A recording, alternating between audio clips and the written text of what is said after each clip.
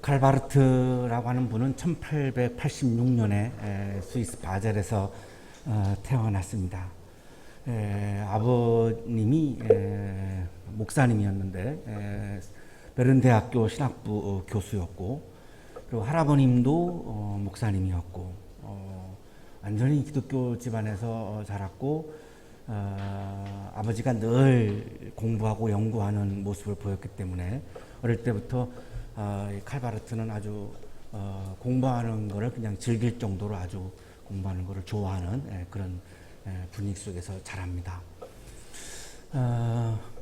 베른 대학교, 베를린 대학교, 그리고 튜빙겐 대학교, 마르부르크 대학교에서 신학을 공부합니다. 이 튜빙겐 대학교는 지금 현재 몰트만 교수라고 하는 분이 있어서 세계적인 그런 신학 분야에서는 아주 인정받는 학교인데요. 우리 교회 청년 예동 씨가 지금 이 학교에서 법학을 공부하고 있습니다. 이 마르부르크 대학교는 신학에서는 불트만, 그리고 철학에서는 하이데거가 있었기 때문에 아주 시골의 학교지만 아주 세계적으로 명성이 자자한 그러한 또한 학교이기도 한데, 계속 이렇게 학교를 옮겨가면서 또 새로운 스승을 만나고 새로운 스승과 아주 깊은 토론을 하면서 신학의 영역을 굉장히 넓혀갑니다. 신학을 공부한 이유는 목회를 위한 겁니다. 일단은 목회를 위한 거죠. 그래서 졸업을 하자마자 스위스에서 목회를 합니다. 분목사 생활을 하는데 설교를 해야죠. 설교를 하려면 영감을 받아야 되는데 가장 마르트에게 영감을 많이 주었던 것이 모차르트의 음악입니다. 모차르트를 너무나 좋아했습니다. 그래서 모차르트 탄생 200주년 때에 음악가들의 초청을 받고 음악가들에게 가서 모차르트의 자유라고 하는 제목으로 강연을 했고, 그 강연을 하면서 모차르트에 대해서 얘기를 참 많이 했는데 몇 가지 소개하면 이런 얘기들이 있었습니다. 하나님이 어떤 음악가의 음악을 가장 듣고 싶어 할까요? 자기가 볼 때 1번은 모차르트, 2번은 바라고 생각합니다. 이렇게 얘기할 정도로 모차르트를 좋아했고, 내가 죽어서 만약에 천국에 가면은 제일 만나고 싶은 첫 번째 사람은 부모님이 아니라 모차르트입니다. 이렇게 말할 정도로 모차르트의 음악을 아주 높이 평가하고, 모차르트 음악을 신학적으로 재해석을 하는 작업들도 많이 그렇게 했을 정도로 아주 좋아했습니다. 본대학교에서 이제 교수를 하고 있었고, 1933년에 히틀러가 이제 집권을 하죠. 집권을 하니까 당시에 독일 교회 총회가 성명서를 발표합니다. 그 성명서의 내용은 예수 그리스도는 히틀러를 통해서 우리에게 오신다라고 하는 내용입니다. 그래서 히틀러를 메시아로 찬양하는 성명서를 독일 교회 총회가 발표를 합니다. 굉장히 진지하게 목회도 했고 또 신학을 고민하고 연구하고 했던 바르트 입장에서는 도저히 그분을 받아들이기가 어려웠습니다. 메시아는 예수 그리스도 한 분뿐이다 라고 하는 것이 칼바르트의 분명한 신앙이었기 때문에 도저히 히틀러를 메시아로 받아들이는 것은 동의할 수 없었습니다. 그래서 바르멘 신학 선언이라고 하는 것을 발표를 합니다. 세 사람이 이제 기초위원이었는데 사실상은 칼바르트가 초안을 본인이 직접 썼기 때문에 바르트의 작품이라고 봐야 되죠. 그런데 이 바르멘 신학의 핵심은 하나님의 말씀인 예수 그리스도 그분 외에는 누구에게도 복종할 수 없다. 다시 말하면 히틀러는 우리들의 복종의 대상이 아니다라고 하는 것을 이렇게 표현하는 거죠. 예수 그리스도만이 우리들의 복종의 대상이다. 예수 그리스도 외에는 그 누구도 설교의 주제가 될 수 없다. 많은 독일 교회에서 히틀러를 메시아로 찬양하는 설교를 했기 때문에 바르트는 신학자의 양심을 가지고 이야기한 거죠. 설교의 주제는 오로지 예수 그리스도 한 분뿐이다. 이렇게 시작을 해서 한 6종가 이렇게 해서 바르멘 신학 선언을 합니다. 히틀러에게 저항을 한 거죠.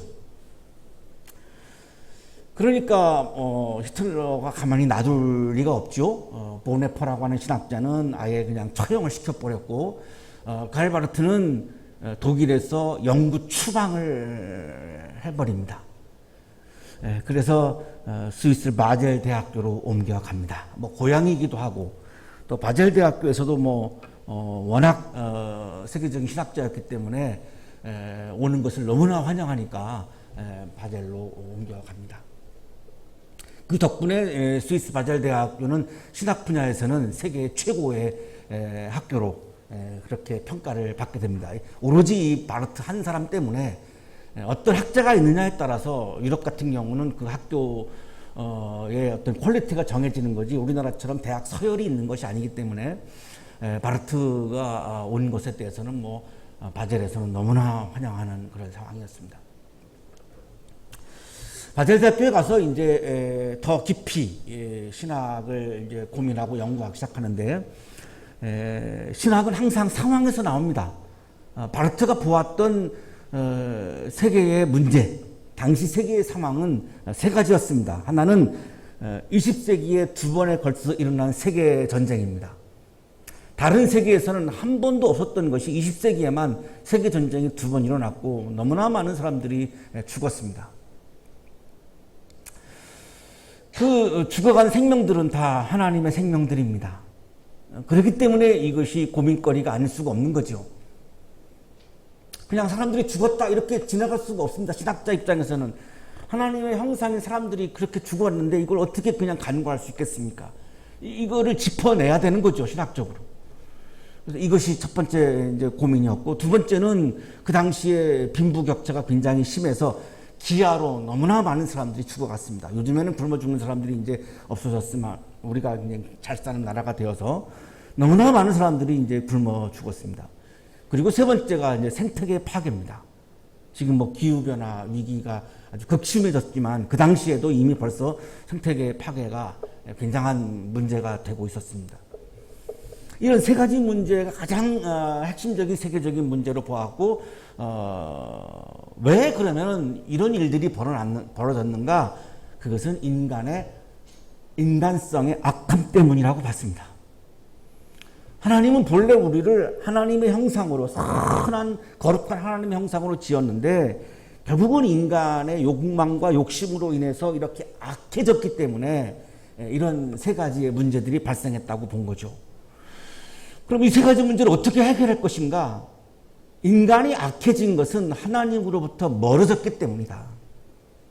본래 선한 인간이, 본래 거룩한 인간이, 하나님의 형상대로 지음받은 인간이 어떻게 이렇게 악해져서 수많은 사람을 폭탄으로 그렇게 세계전쟁을 통해서 죽이고 옆에서 사람이 굶어 죽어가고 있는데도 그냥 바라만 보고 있고 자연을 이렇게 파괴할 수 있을까? 어떻게 이렇게 인간이 변할 수 있었을까? 그것은 하나님으로부터 멀어졌기 때문이다.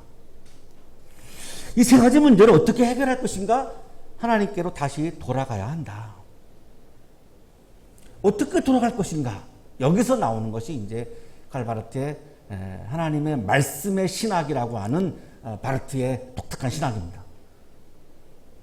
하나님께로 돌아가는 길은 하나님의 말씀을 우리가 받아들이고 하나님의 말씀을 우리들의 마음에 채우고 그 말씀을 따라서 한 발자국 한 발자국 나의 인생의 길을 걸어갈 때 우리가 다시 하나님께로 돌아가는 길이 열릴 수 있다.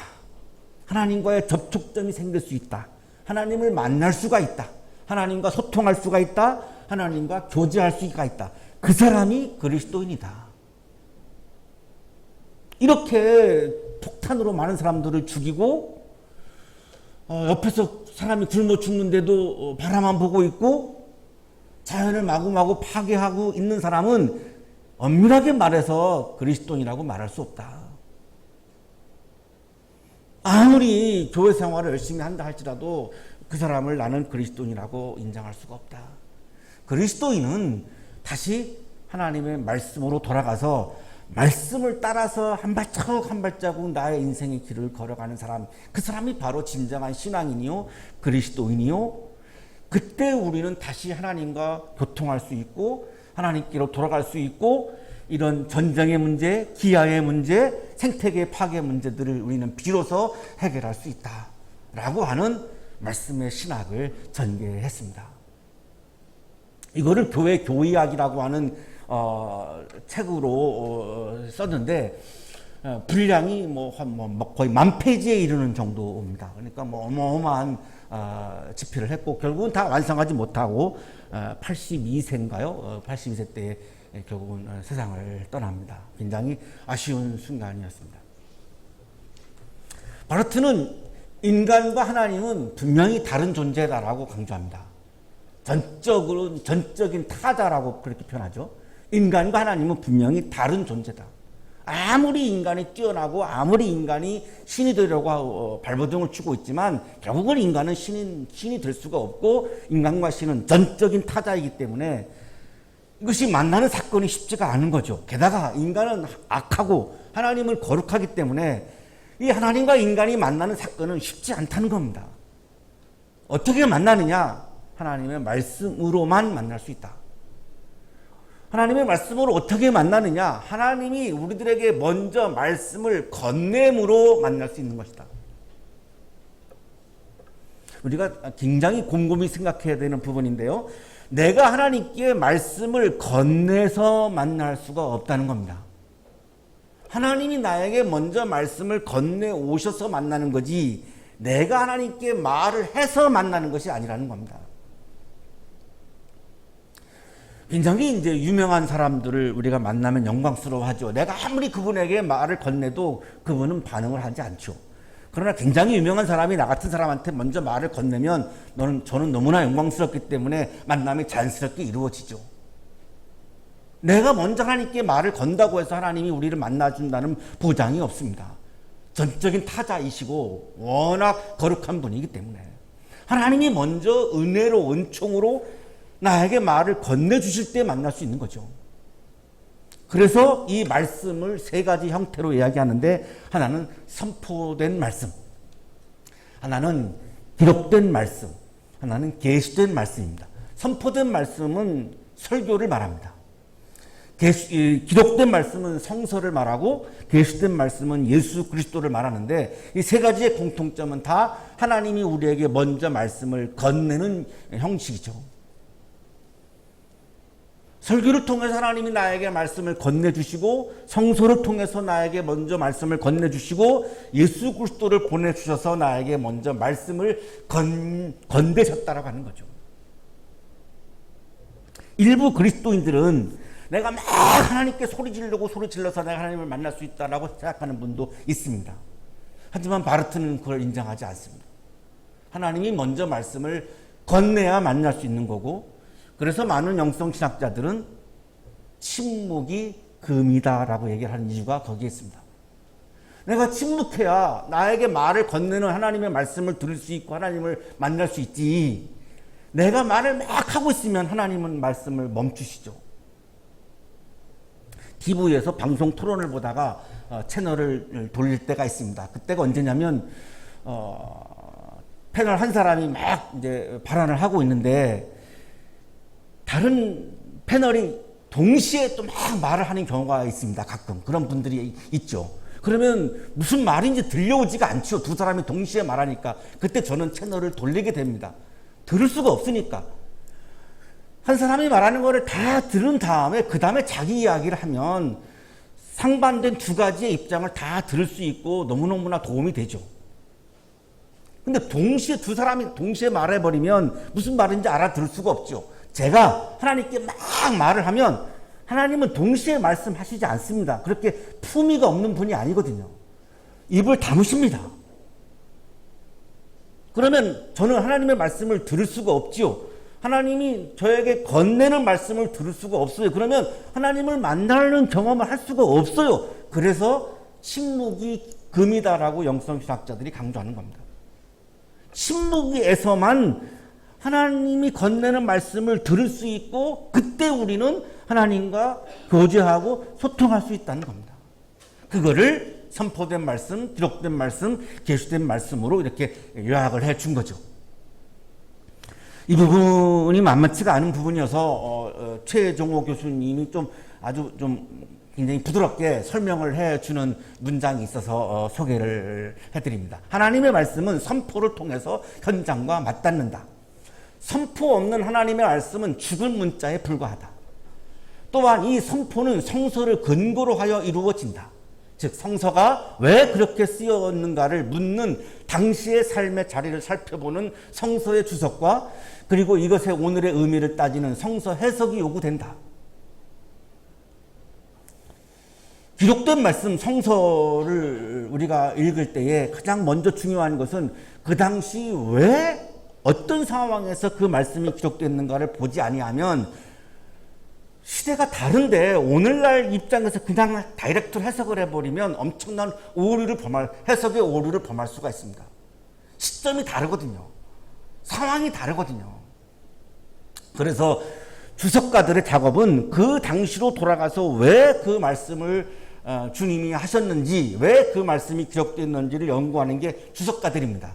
우리 교회 설교에서는 주석가들을 대부분 늘 인용을 하죠. 굉장히 딱딱해질 수 있는 부분이어서 요즘에는 제가 그냥 원고로는 써드리고 그냥 설교 시간에는 이렇게 그냥 설명으로 읽지 않고 하고 있는 그런 상황인데, 이 주석가들을 인용하는 이유가 거기에 있습니다. 주석가들을 인용하지 않고 주석가들을 염두에 두지 않으면 그냥 교회 운영을 위해서, 목회자의 필요에 의해서 성서의 말씀을 지금의 상황에서 지금의 도움되는 지금의 니드에 따라서 그냥 자의적으로 해석할 수 있는 위험이 너무나 많습니다.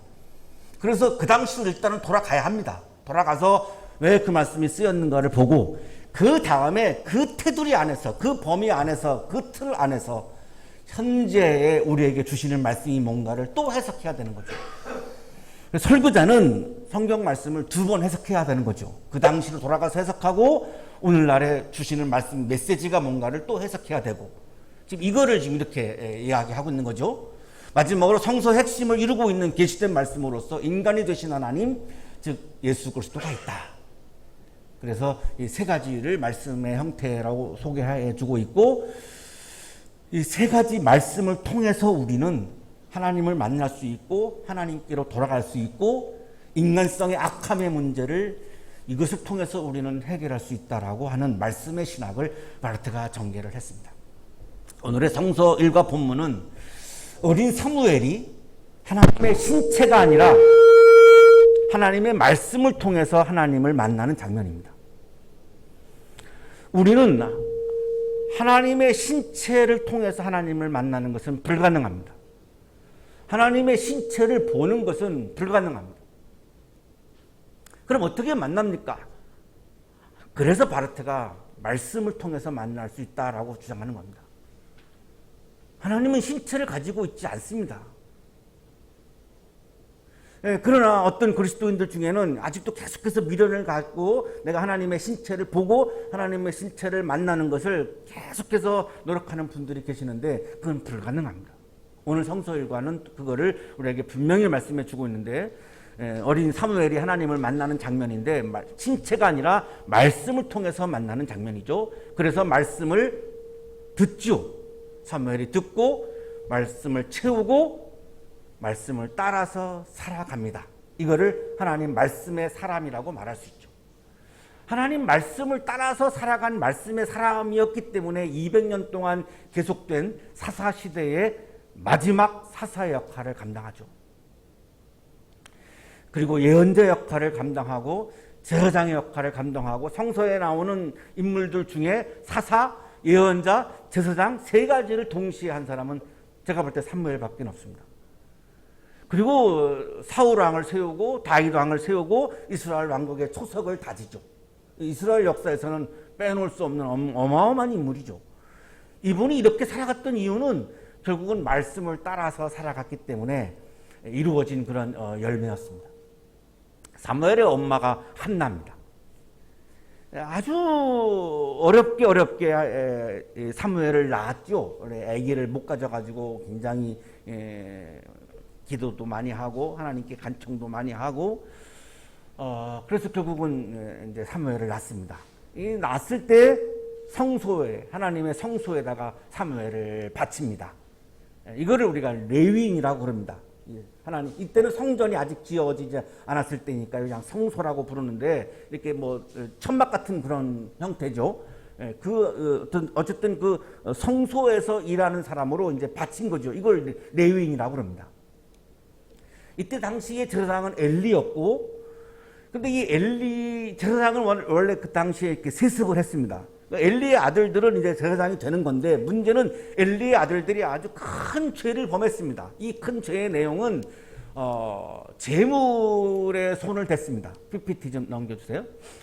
재물에 손을 대는 것은 하나님이 용서하지 않습니다. 하나님이 용서하지 않는 것들이 몇 가지 있습니다. 성령을 모독하는 죄,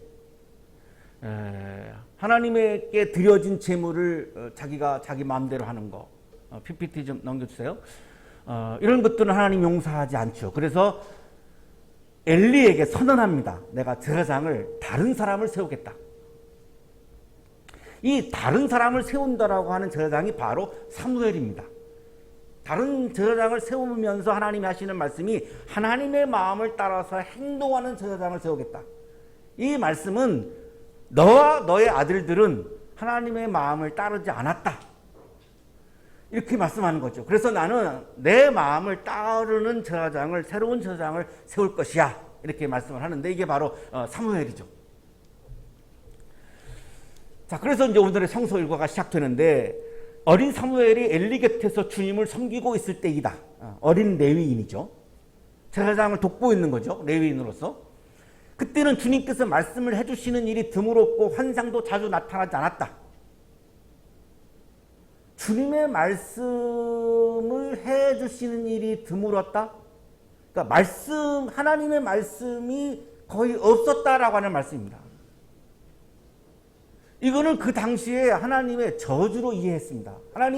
하나님이 나에게 말씀을 건네주셔야 내가 하나님을 만날 수 있는 건데, 하나님의 말씀을 하시지 않는다라고 하는 것은 하나님의 침묵은 굉장히 화가 나 있으신 것이고, 이건 하나님의 분노, 저주로 해석을 했습니다. 심각한 거죠. 하나님과 접촉할 수 있는 것이 막혀 있는 거죠. 환상도 자주 나타나지 않았다. 여기 환상은 비전을 말합니다. 여기 이 비전은 내 욕망을 바라보는 비전을 말하는 것이 아니라 하나님을 바라보는 비전을 말하는 거죠.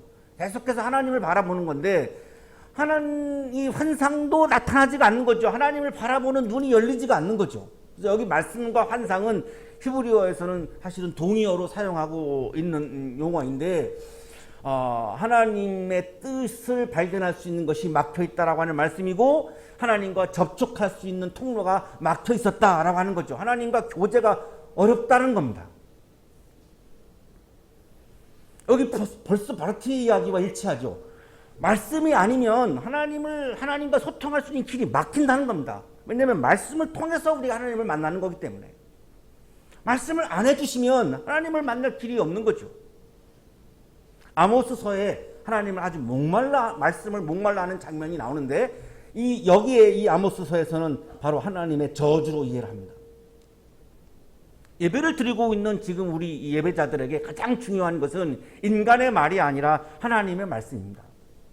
우리는 지금 성서일과 본문에 담겨있는 하나님의 말씀에 귀를 기울이고 있는 겁니다.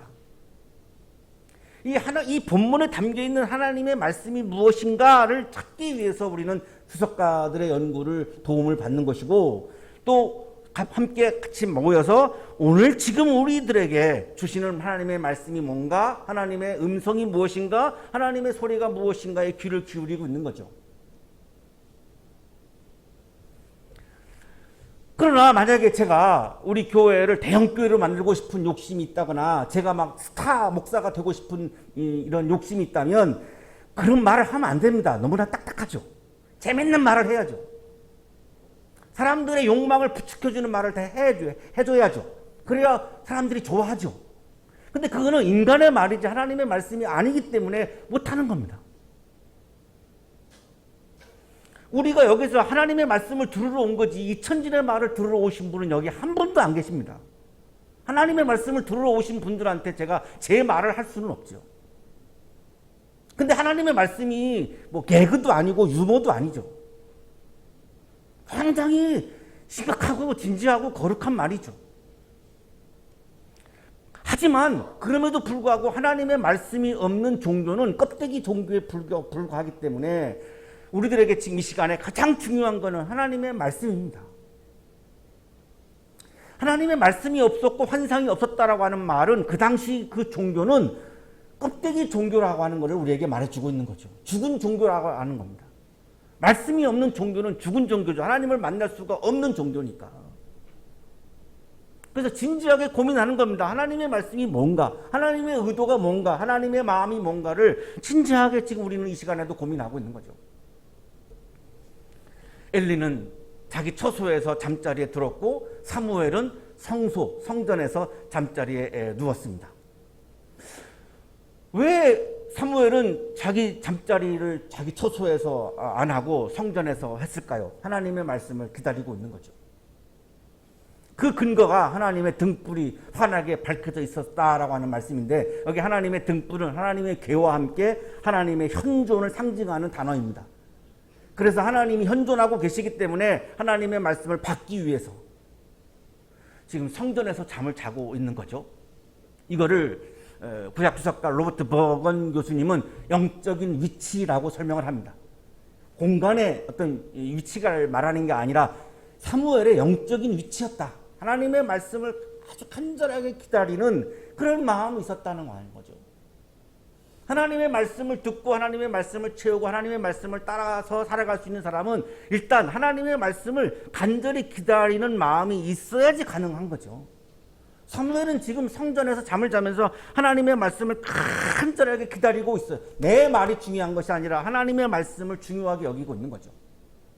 내가 하나님께 건네는 말보다 하나님이 나에게 건네주시는 말씀이 너무나 중요한 겁니다. 그래서 지금 성전에서 잠을 자고 있는 거죠.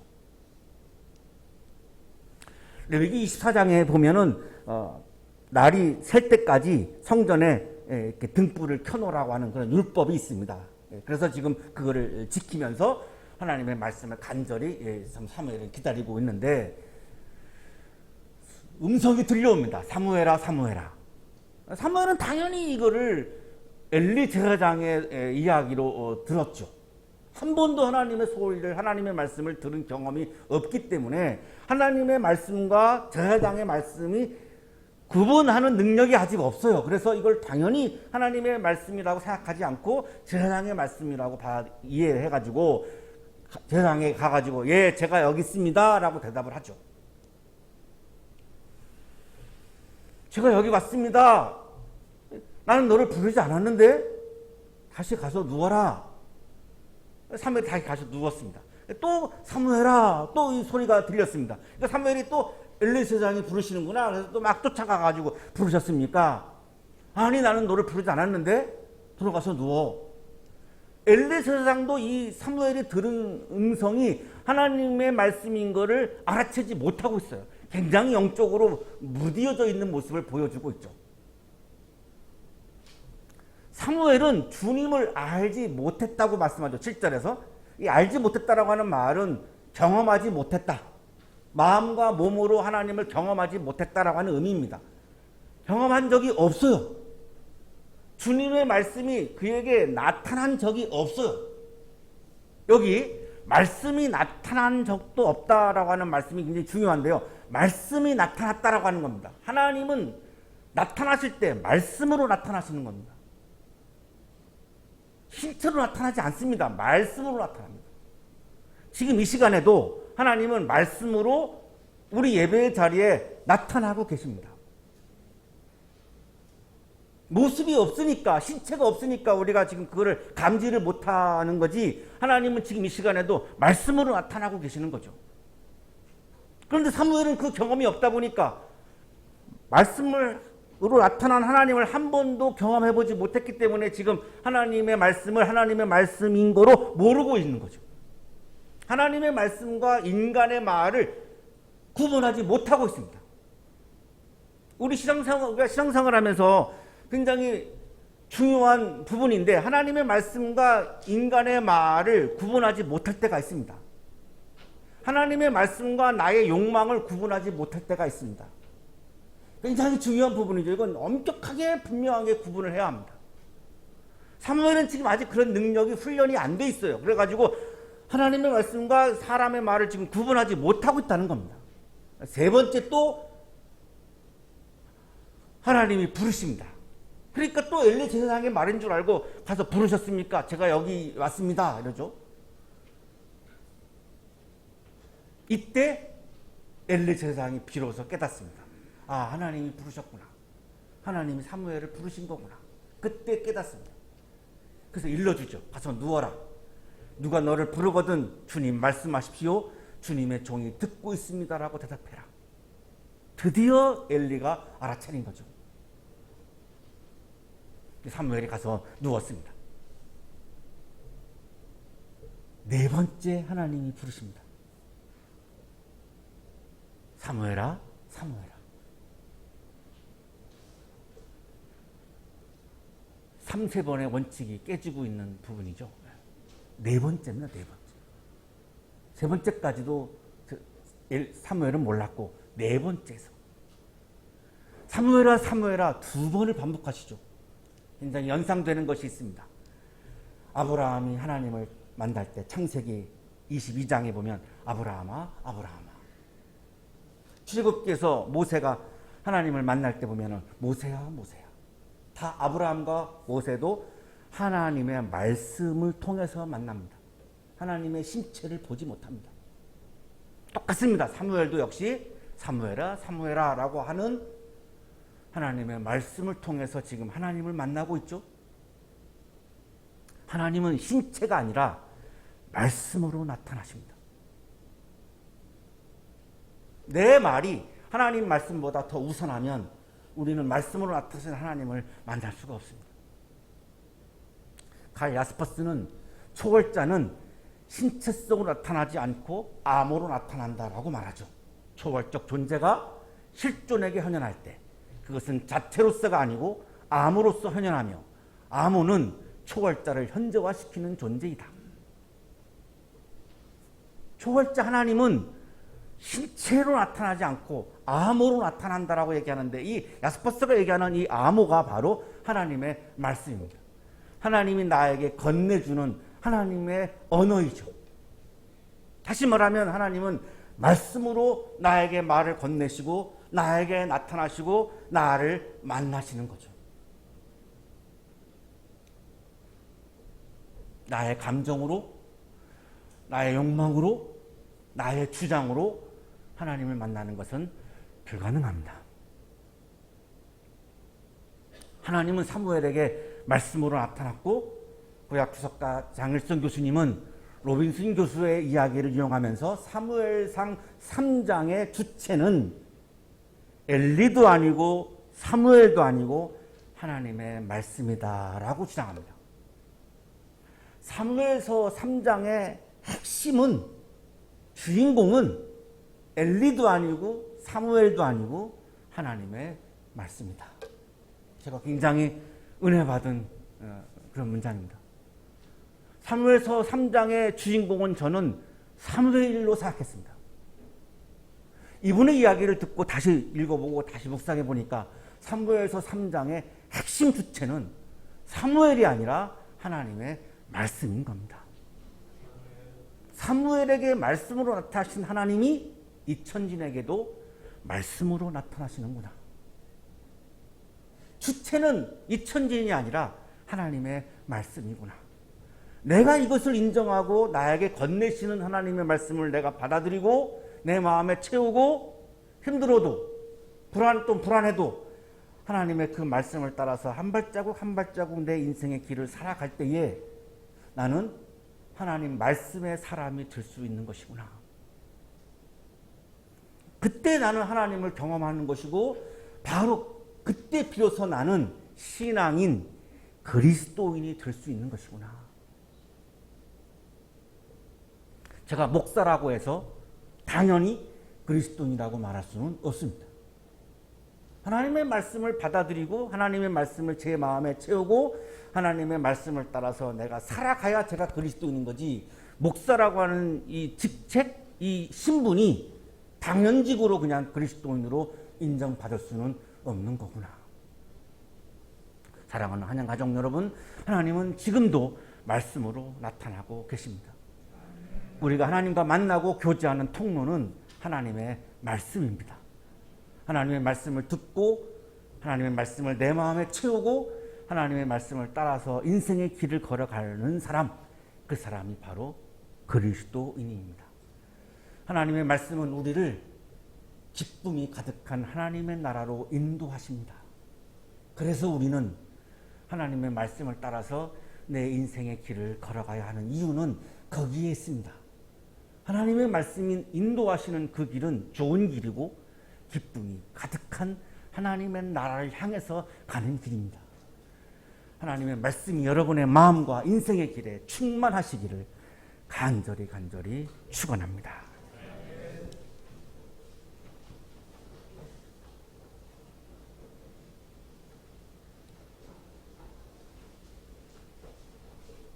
거룩하신 주님, 하나님을 만나고 싶었습니다. 하나님을 경험하고 싶었습니다. 하지만 하나님을 만나는 경험을 잘 하지 못했습니다. 오늘 이 시간 하나님을 경험할 수 있는 길을 우리에게 말씀해 주셔서 감사합니다.